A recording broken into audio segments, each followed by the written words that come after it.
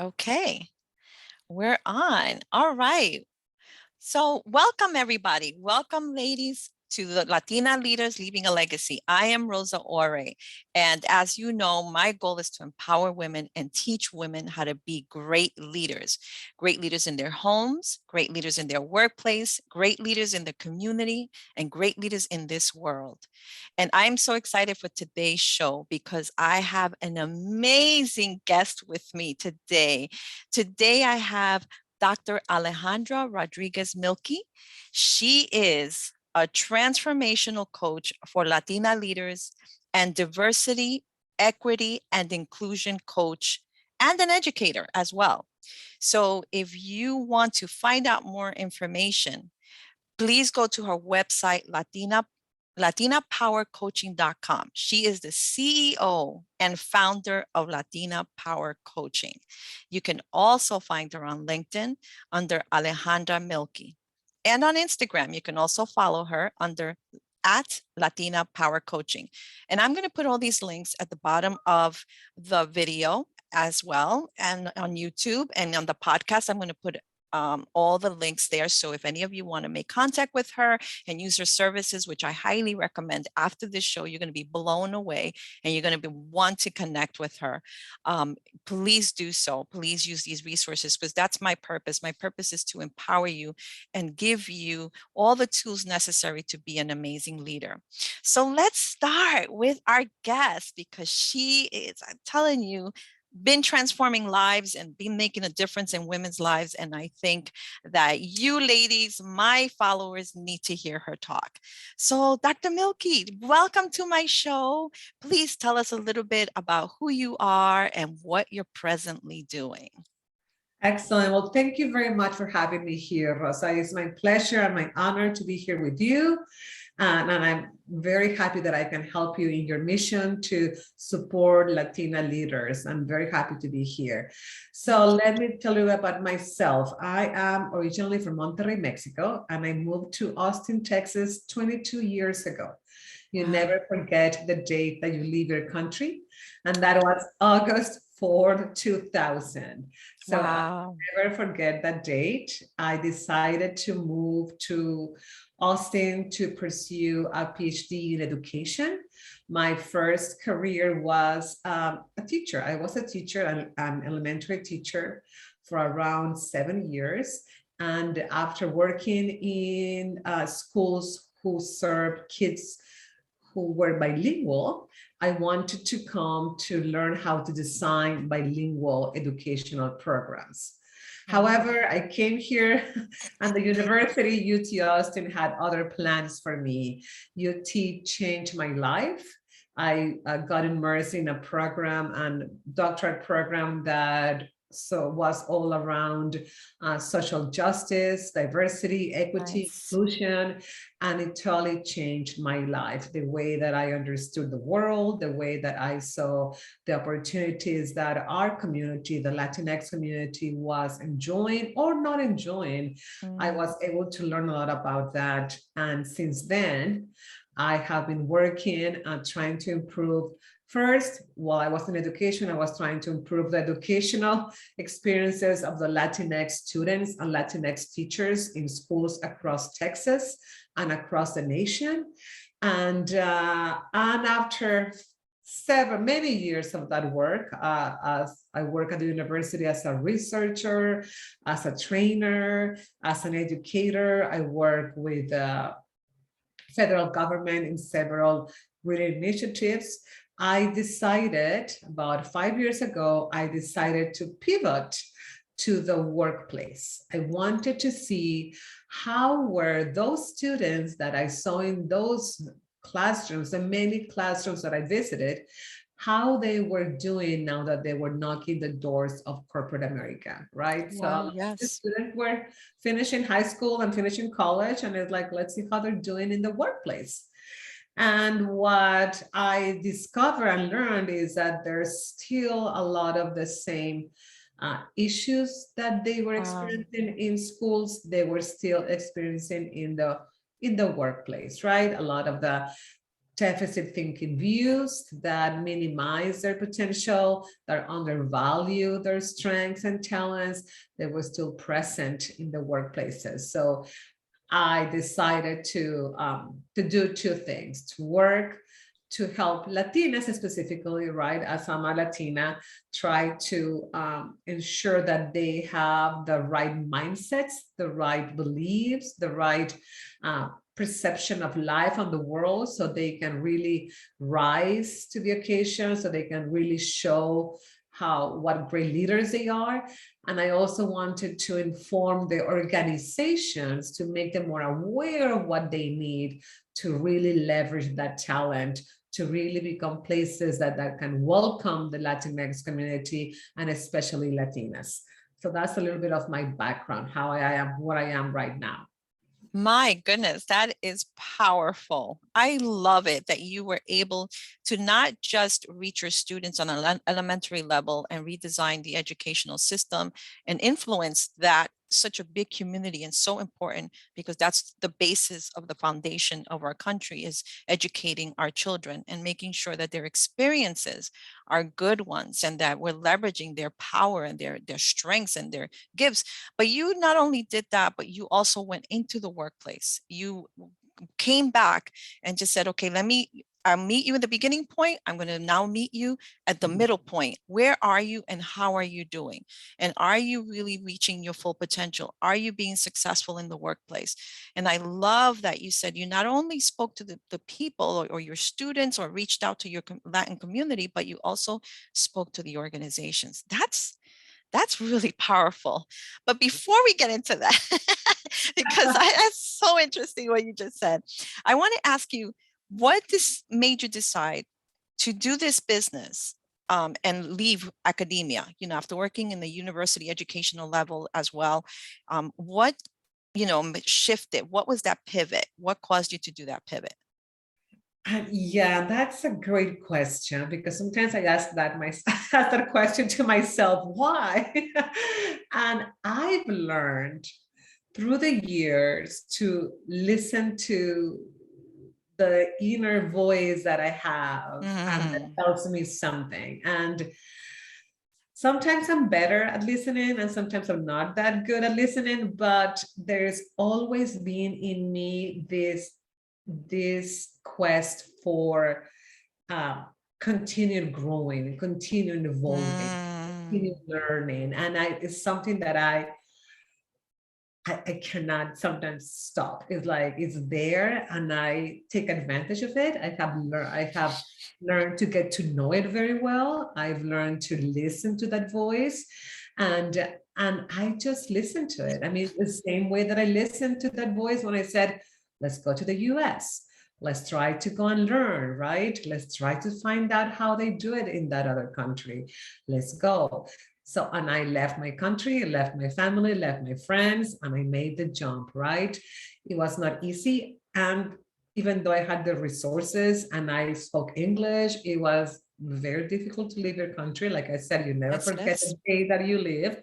It's still difficult. But I listened to the voice and I came. And the same way that I listened to the voice of, first, I left the university to become a consultant in the same field, and I left and I took the leap and I jumped and like, I'm going to do it. I'm going to make it work. It's going to happen. And the same way when I was like, okay, what's next? And it all started because a friend of mine, a coworker, that's why you always have to listen to the people around you. You never know where the opportunity is going to be. You never know. And this woman asked me to, why don't you come and coach underperforming employees?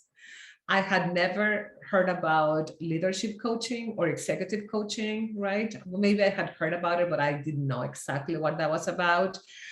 And my first reaction was to say, okay, let's do this. Let's do this. And I listened to that voice, and I was, of course, there was a certain amount of fear to the unknown. I was going to work in a startup, a place that I have never even been before in my life. But I said yes, and I took advantage of the opportunity. I put myself there with a lot of millennials that maybe were like good 10 years younger than me, and I learned and I absorbed everything and I asked questions. And that's when I decided this is how it's gonna be that I'm gonna spend the second half of my career, of my professional life. Because I Wow. could tell, I once I started being in that context, in that environment, that is like I can see some of the same similarities or some issues or problems that I saw in the schools. So let me go and see how this is being shown in the workplace. And at some point, I was not 100% sure that I believe that, because I really thought, like, it cannot be. It cannot be that we're having the same issues in the workplace. Things have to be different because people have learned, right? Like they have learned how to be more inclusive, right? And that was kind of like, Right. right? Yeah. But guess what? Maybe not, right? And I Wow. thought, another thought that I had was that since there's money on the table, and since we know because of research that companies that are more diverse and inclusive are going to be more profitable, I assume that companies were going to care more about this because there's money on the table and every company likes to be more profitable, right? They like to make Right. money. However, we've learned also that things are not like that, or they are not as easy as they might sound or seem. So that became the new challenge. It's like, I am going to see now, working with in this other context, how can I use a lot of the things that I learned in my previous career, my previous field, how can I implement this in this other area? I said, one of the way that I explain my mission sometimes in life is that I want for Latinas to live long, healthy, and meaningful lives. And to live long and healthy lives and meaningful lives, you need to have a good job, right? A good work that can provide you with a sufficient amount of money to have access to health, for example, and Right. a job that you enjoy, that is where you can explore your strengths, you can put to your talents to work for that to be meaningful. So I think it was the right place, the workforce, for me to really try to reach this mission that I have.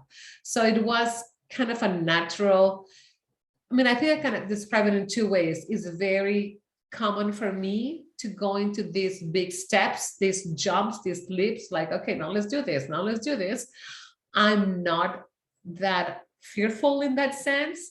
And so that's one thing. And the other thing, there was the natural continuation of all the work that I had done. It's like, if I've learned this, if I understand about human development, if I understand how humans learn because of my education background, let's see how this can be useful in this other workflow, in another work, in the workplace. But I think, I always like to link it to that, listening to that inner voice, right? Because I've always said, if we don't listen to our inner voice, who is going to listen to it, That's right? true. If we don't pay attention to it, no one else around us is going to pay attention to it. They don't even Right. listen to it. They don't even have it. So Yeah. I've always said that, listen to that inner voice. What is it telling you? Because they know there's a lot of wisdom in that inner voice that we have to pay attention to. Yes. And like you said, nobody hears it, and it's motivation. And it's also kind of like an innate growth, because as you grow as a person, like you said, you were educating yourself.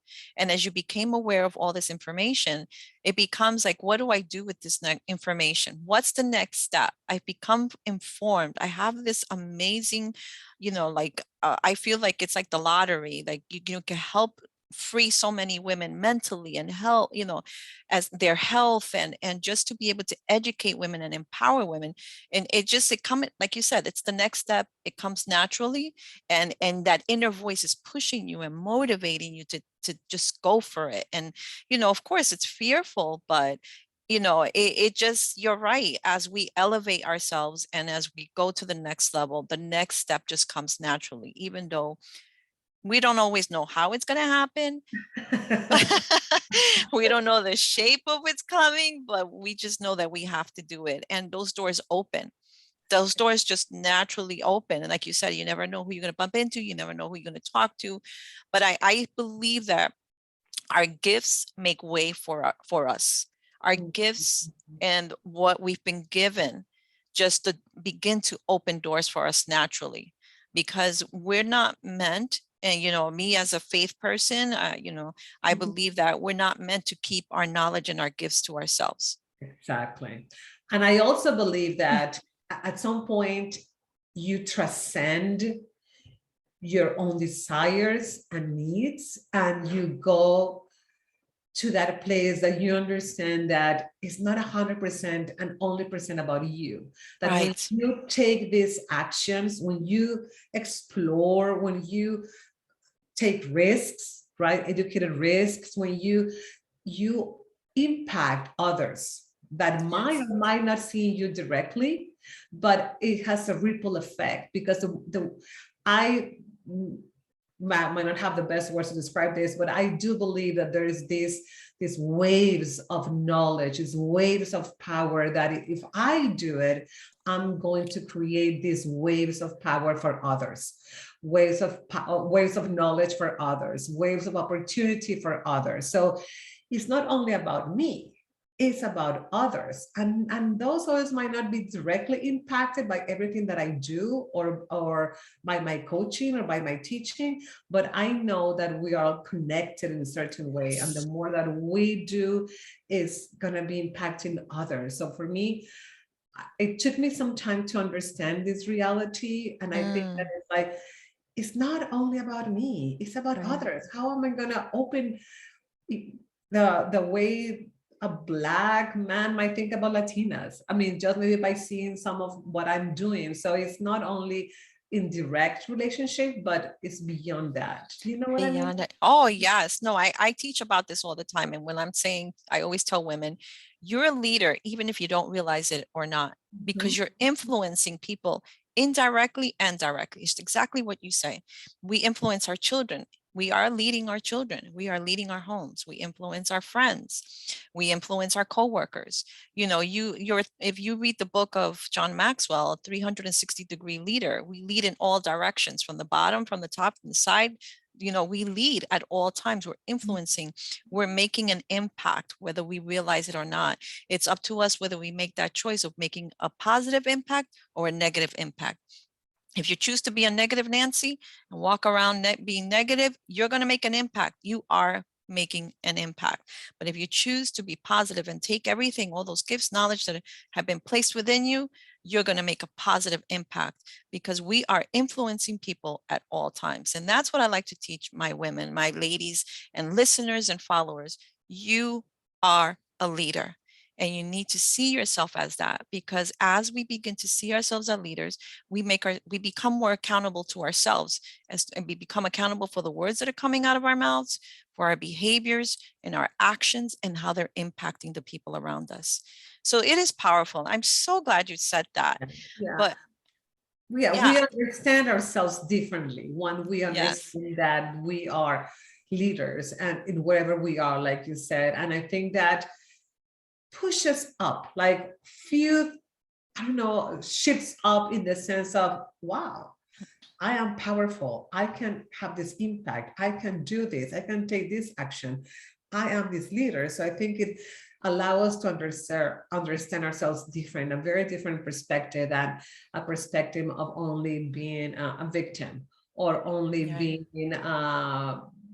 well, uh, I'm in destiny hands and there's nothing I can do about it, right? So Mm, it's a very different perspective, like just let things happen to you, than being in the position as a leader that I'm going to be more um, direct in what happens to my life, more intentional in what happens to my life and what happens in others' lives, right? yes, that's awesome.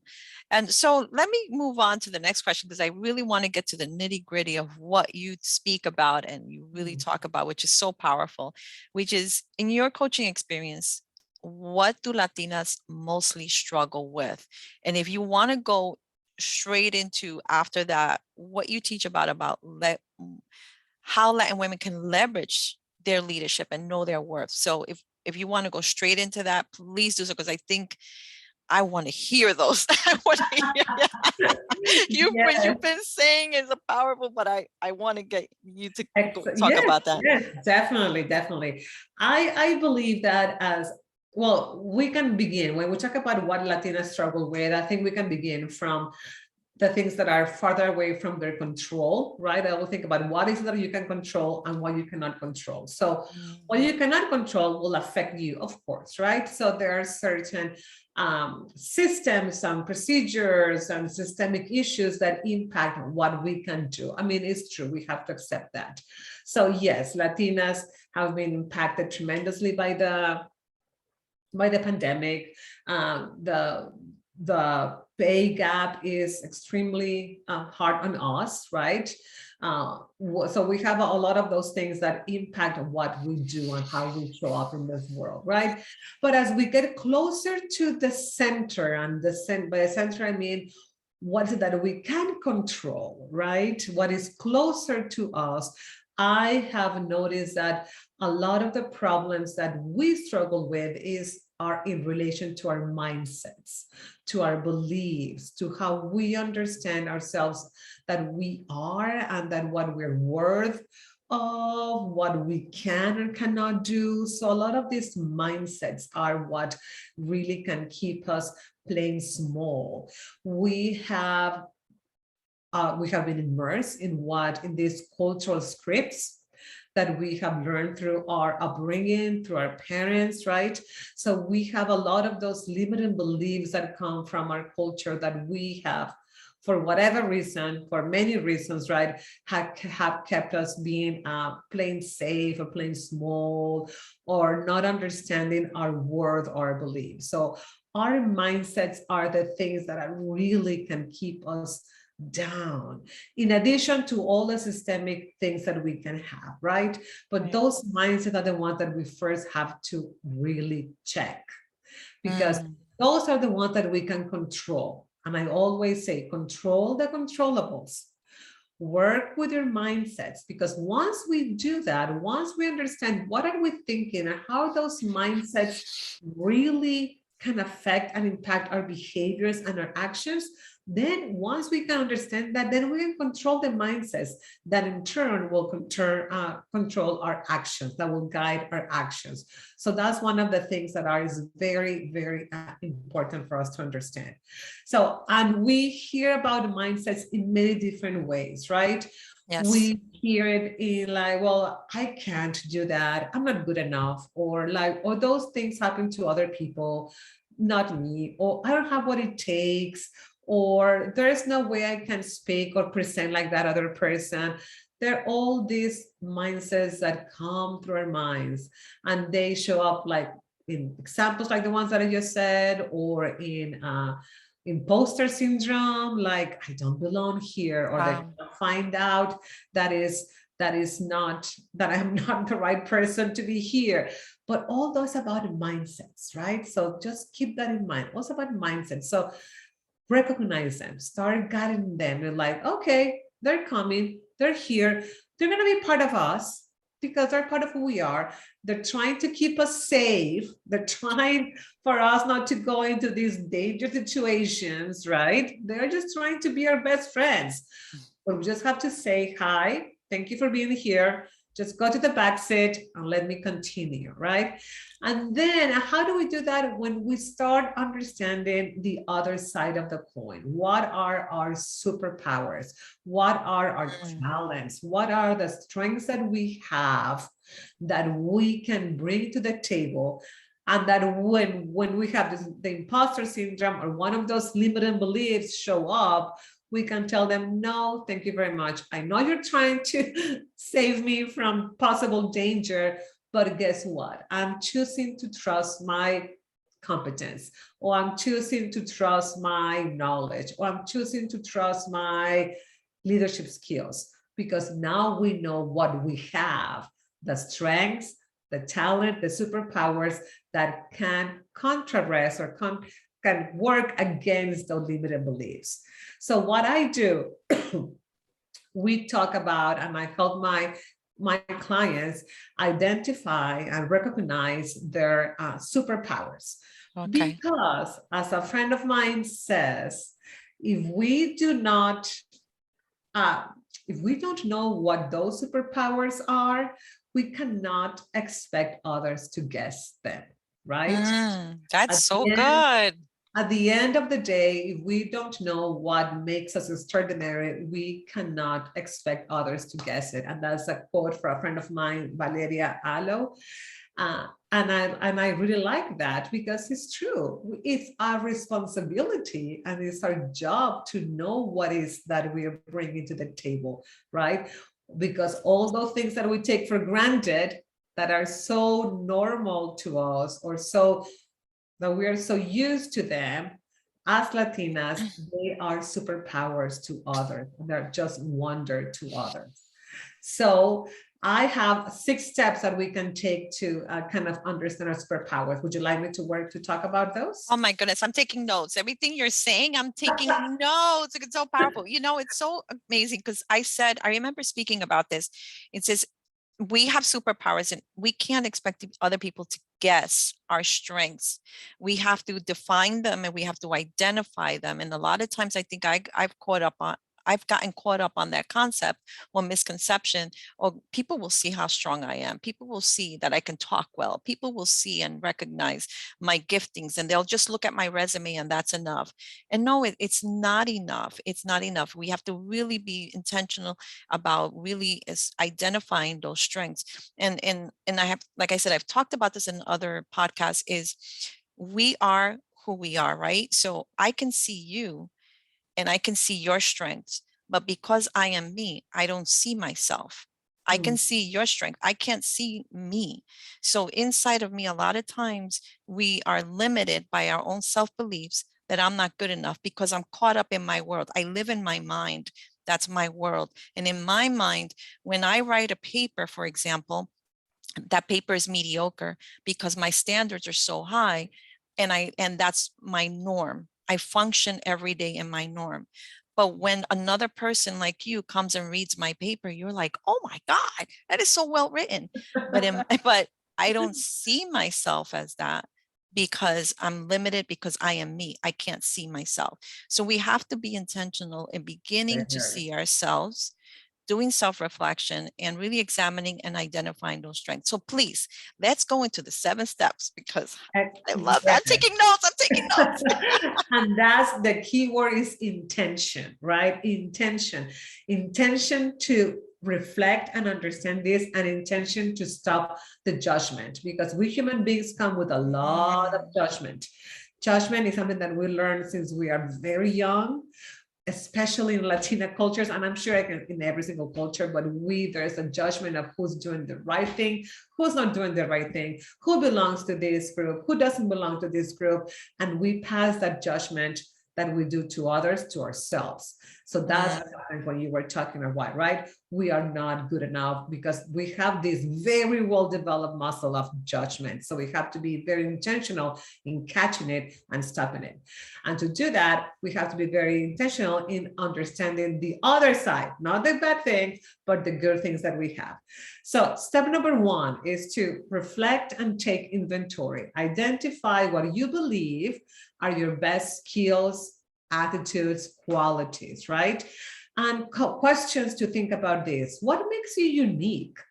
What makes you stand out from others? Just reflection, just kind of like, what is it? What is something that you can do without much effort that others might spend 10 times the energy to accomplish? Think about that. What comes naturally to you? Think about that. What makes you even different or weird?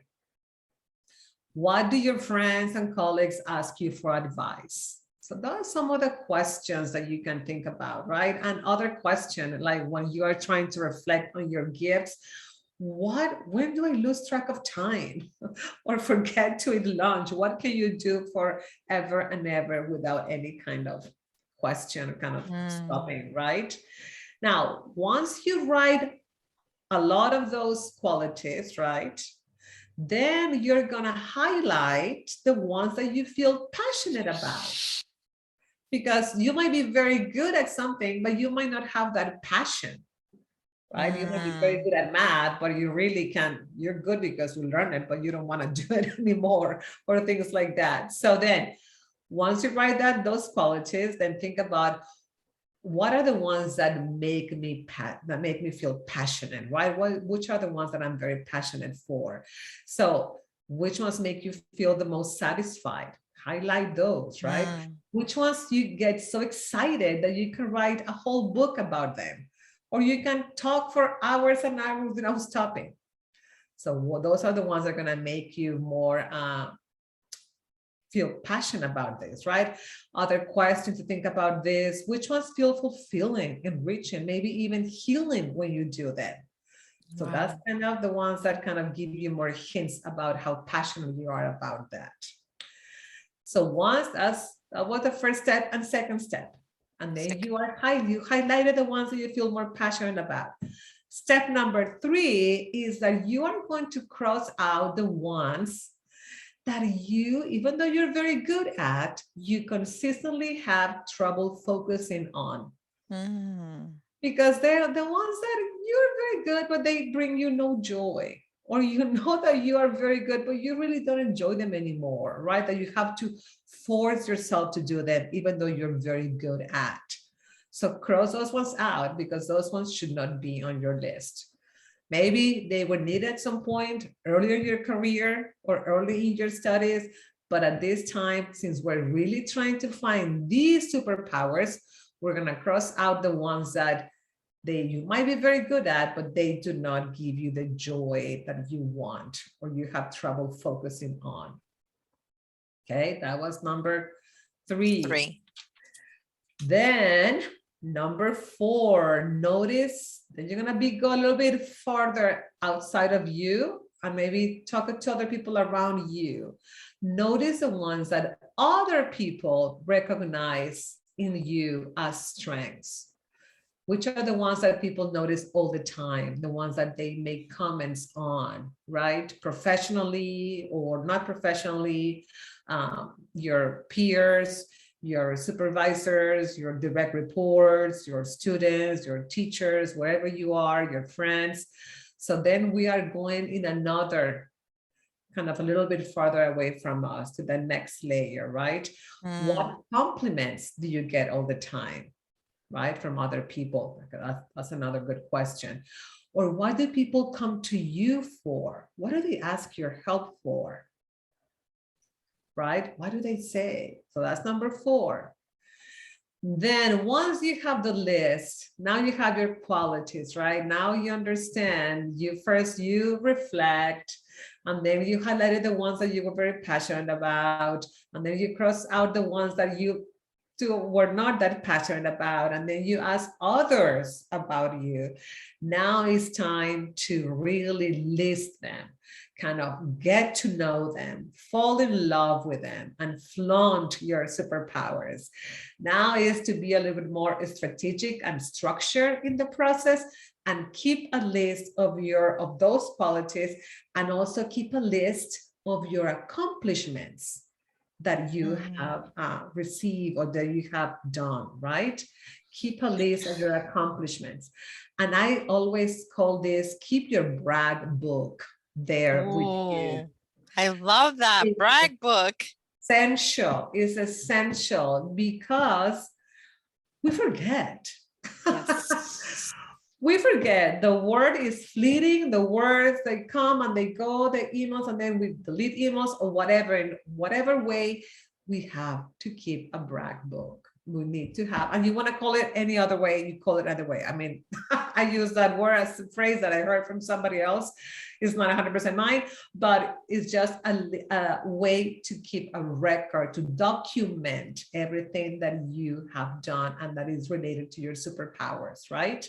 Wow. Because at the end of the day, it's a different conversation that you have when you have all those things than when you don't have that, when it's time for a performance review or when it's time for any kind of a work interview. Yes. I've always tell my clients too, if you go to a performance review, an annual review, and your supervisor has more information about what you have accomplished than you, that's not good. That's a problem. That's a problem. Yeah. So that should never happen. Yeah, So, that happened to me. I was told, we want to be able to give you a raise, but we need you to justify it. And I couldn't, because I had not logged. I had not kept a log, and I had to go, thank goodness I had Outlook, and I had to go through my calendar for a whole year, for like 2 years, and look and see everything that I had done for the past 2 years. And I had to have my colleagues help me out. And they were like, don't you remember you did this? And I was like, oh, I completely forgot. And that's how I got my raise. And it was my fault. And I'll never do that again. I never do that again. I keep a log now of my monthly like events, things that I accomplish, just because you never know. I think that's so powerful. Yeah. Flag your emails. If you have any emails congratulating you about something, flag them. You know, almost every email system has a way to flag with different colors, right? Flag your emails and make sure that you have that very fresh so that you can learn, practice how to use all those superpowers and accomplishments, right? In that data in your conversations, right? That we learn how to say, well, this is what I do, and last year, what we accomplished or what I accomplished. And we can also talk about using the word I versus we, is another conversation, but how to start using in 1 or 2 sentences, practice how to bring all that information into the conversation so we can share about who you are and your superpowers, right? Because this step 5 is about falling in love, getting to know this, and flaunting your superpowers. And I know the word is strong, but that's what we want to do, right? For our benefit and for the benefit of many others that are around us or that are coming behind us, right? Yes, exactly. And I'm sorry to interrupt you, but I think it's important that we talk about just flaunting, the word flaunting, because as Latinas in our culture, we have been taught to be seen and not heard. We have been taught to be humble. We have been taught to be submissive. We have been taught to, stay in our lane, be quiet. And we've been taught that, only males can lead us and can be the ones to speak out, and we shouldn't be heard. And so this is a totally different opposite of what you're teaching the Latin women to do. And is to be able to say, no, be bold, be strong, be able to say confident. And it's not about being prideful or arrogant. No, this is about being secure in who you are and being able to say, and like you said, being in love. Like, fall in love, yeah. I love that. I love that. That's really powerful. And I've is the distinction is real, Rosa, and it's important to understand that. And I've had people who are like, well, I cannot brag. I'm not a bragger. I don't do that. So it's a very fine line that divides what the negative connotations to the word brag, like in brag book, or flaunt, right? Or talk about yourself. It's a very fine line between that and what the self-advocating that we have to do ourselves, right? So I know, understand it's a fine line. And it also means that we as Latinas, as we are bicultural, right? We understand that we live in 2 worlds. Yes. So we understand that that there is a corporate script that we need to understand and learn about it, because that's how a lot of organizations live within. So we need to understand that we need to have inside information about how things are done in that other side. That does not mean that we're going to leave behind our Latinidad or who we are as Latinas. It's not a subtraction, it's an addition. We added value to ourselves because we have everything that makes us fantastic as Latinas our community sense, our family sense, all that, but we add all that other value that we need to be in corporations and organizations. So we are not taking away, we are adding. And I We're think that's a adding. very important distinction, because some people are like, I don't want to lose myself in corporate America. And no one is asking you to lose yourself. We're asking you to add to your bag of talents, right? The additional knowledge, information that you're gonna need, right? That is essential to have. I think Yeah. that's important to have, to understand. Yeah, I heard somebody say it's being able to speak the language that it takes place, and being able to sit down at that table and have those conversations in with the group of people that you want to influence, or the arena that you want to be part of. It's being able to speak their language. Because if I want to sit down with a circle of CEOs and talk about investments, then I better know the language of investment. I better know about risk taking. I better know about capital and venture, capitalists. So I need to know that language. And so it's the same concept. We bring it over where we're talking about ourselves, we're advocating for ourselves. We need to know what our strengths are and come with those accomplishments being listed there. If I'm going to be part of a research group, I better know what my research experience has been and be able to talk about it confidently. And I love that. I love that we're doing that clarification, because it is a huge, like conversation and struggle and controversy there. That, well, not controversy, I can't use the word controversy, but it can just cause a little bit of kind of like, back and forth of resistance amongst the women and Yeah. amongst Maple. So I love that. That's great. Yeah. Yes, totally. I also think about it as the currency that you need to play, right? Like Wow. if you go to Japan, you need the right currency to buy things, right? So it's kind of that sense of like, it's the currency, is the language that I need, but always think about that is an addition. We're adding this to who you are. We are not subtracting your Latinidad out of you so you can join the corporate America things that we're talking about, right? It's in addition to who you are already. And then the last step that I have, like, we identify them, we learn about them, fall in love with them, flaunt them, and then it's about using, right? Using your superpowers. Now that you know what you are, now that you know what are you really shine with, you understand your accomplishments, you understand your achievements, you have a better idea of who you are, is make sure that you have every opportunity and that you look for every opportunity, you take advantage of every opportunity where you can utilize your superpowers, right? So study and recognize when you can put them to use, right? And keep a list of things that you can do. Like, oh yeah, next time there is an opportunity for whatever the superpower is, right? To present the presentation, or to do some math, whatever, budgeting, or whatever is it that you is one of your super skills. Make sure that you recognize those opportunities and put your superpowers to use, right? I think that's and that is going to involve some risk taking. Yeah. Some smart risk taking, right? There is gonna be, and that also shifts us out of our comfort zone. Where am I gonna do those? Where am I gonna take those risks? Where am I gonna step out of that comfort zone so I can use my superpowers that I just identified and I fell in love with, right? Where is opportunity? Where is a place? How am I gonna understand those spaces and moments where I can take those risks, right? And that is a lot of reflection. It's all reflection.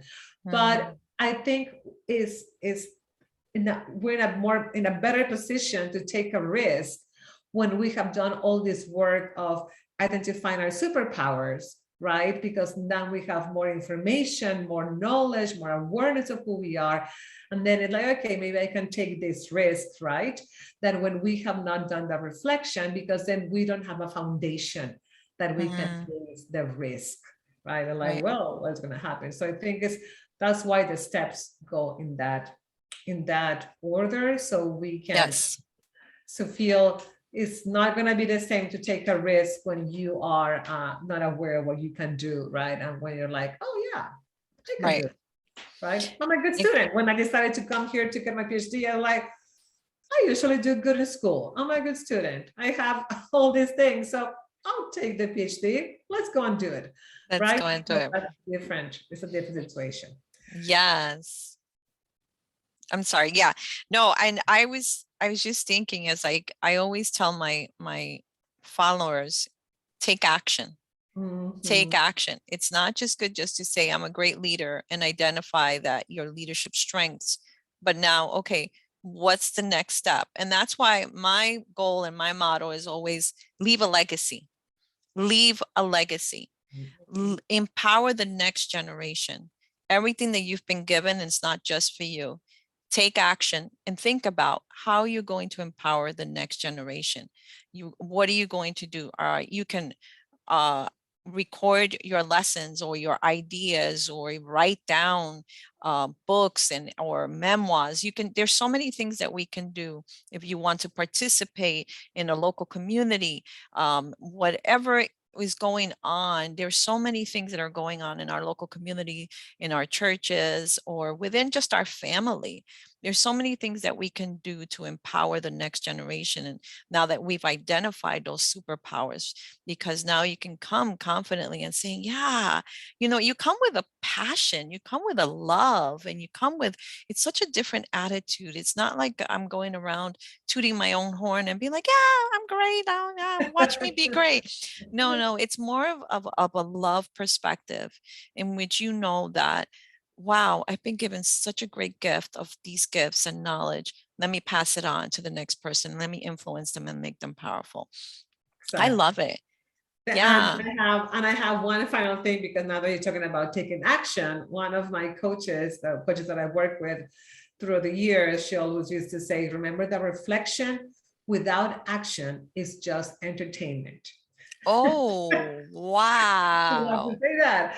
That's exactly what you're talking about, Rosa. Like, we can reflect and we can understand and we can get to know our superpowers and we can do all this process and combat. We need to put all those things into action, right? Because if not, it just stays as entertainment, as a fun thing that I did, right? So reflection without action is just entertainment. Entertainment. I love that. I Yes. have been taking notes because this is so good. This is so good. So just last question, and just to end it.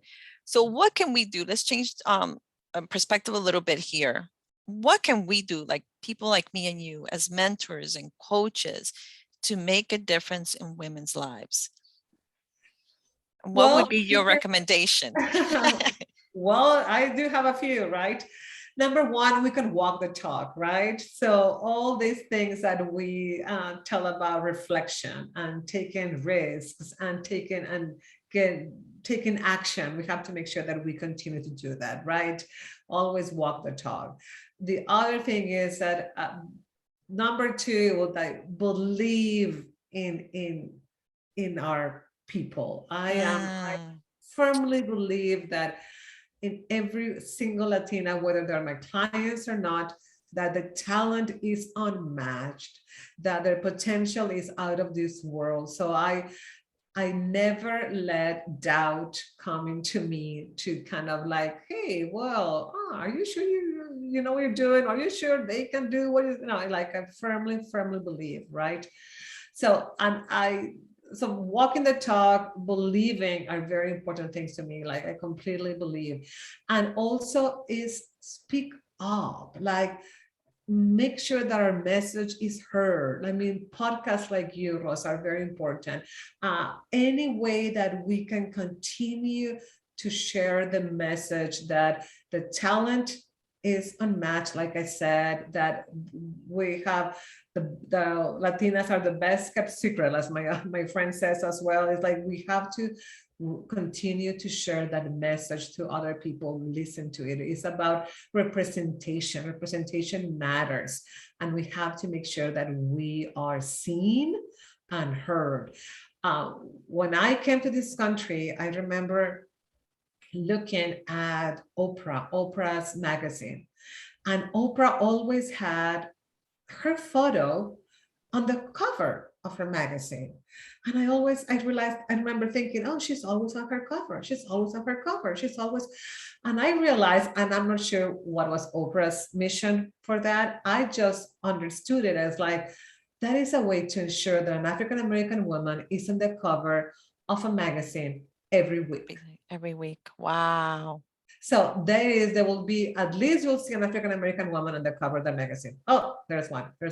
So I think it's also the same way for us Latinas. We have to make sure that we're visible, that we're seen, that we're not hiding, right? That we are really showing up, sharing our talents, sharing what we can do with our clients, just making sure that is visible, that we're not hiding. And we tend sometimes, you're like, oh yeah, again, we take it for granted. Yes. That is normal. Oh yeah, I do it, everyone does it, my clients do it, but I think it's important to show up. So as coaches and mentors, if we walk the talk, if we really put into practice what we do, right? If we believe in them completely, and I think we all do. I know Rosa, you do. I know I do. It's a complete 100% believe in their talent, and then we continue to show up, to be visible. I think we're going to be helping Latinas, and by result, the world to be a better place. Yes, I love it. You are empowering me and encouraging me to really continue and just do more. Thank you for sharing all this. This is such rich information and powerful and life-changing information that we all need. We all need. So I want to thank you for being my guest. I'm truly honored. Thank you for everything that you shared so freely. And I want to encourage my followers and anybody who listens to this podcast, please tune in, follow Dr. Alejandra Rodriguez Milky. She is a transformational coach for Latina leaders and diversity, equity, and inclusion coach and educator. As you heard her speak, she is transformational. I mean, the 7 steps that she gave are key for our success. She is the founder of Latina Power Coaching, and you can access more of her services and what she does and her website, latinapowercoaching.com. You can also find her on LinkedIn under Alejandra Mielke and on Instagram under Latina Power Coaching.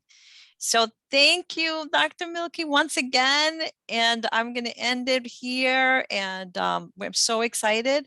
And if you want to give just a final goodbye to our audience, anything that you want them to know extra besides what I just said on how to reach you. Excellent. No, thank you. Thank you, Rosa, for having me. It's a pleasure to be here with you. And I'm so happy for me. It makes me very happy when I meet other Latinas like you who are really trying to make a difference, or really trying to learn and develop themselves, and then pass all this knowledge and all these beautiful things that you have to others. So I'm very, very thankful that I was able to meet you and be here with you.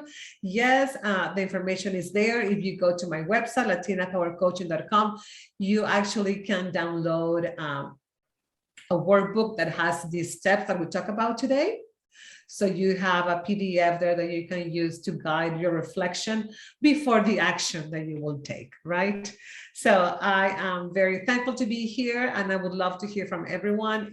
My website is there. I love to get to know more people, and I'm very happy that I was able to be here with you, Rosa. Thank you very much for having me.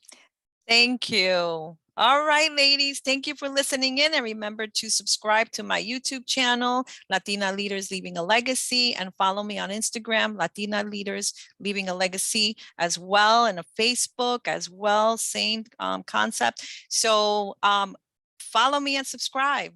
Have a wonderful day, ladies.